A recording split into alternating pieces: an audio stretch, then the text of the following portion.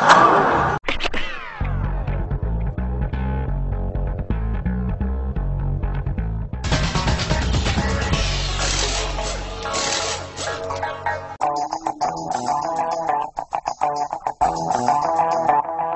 suis monsieur Alexandre Joël, je me situe à Préau, Seine-Maritime. J'ai une exploitation d'environ 150 hectares, polyculture élevage, avec une centaine de bêtes, puis une entreprise à côté de travaux publics, avec pelle terrassement et puis transport avec 5 bennes travaux publics. On essaye de toujours avoir du matériel assez récent. On n'a pas le droit de tomber en panne, je veux dire, sur un chantier. On essaye toujours d'avoir au niveau des tracteurs, des tracteurs qui soient assez simples d'utilisation, hein,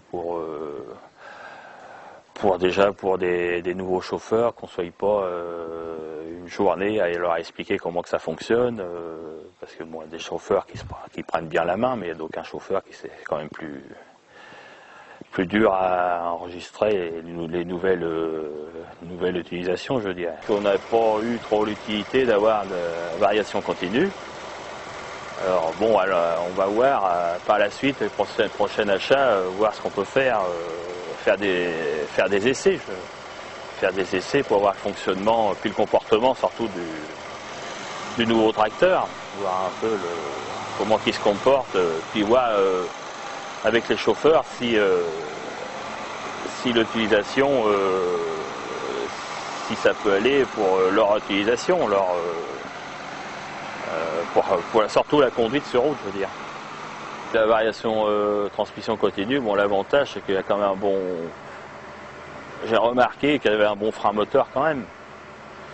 Nous, dans notre utilisation, il faut éviter d'utiliser trop les freins de benne, tout ça. Avec une variation continue, on a remarqué qu'il y a quand même une meilleure retenue du tracteur, sans utiliser le frein tracteur.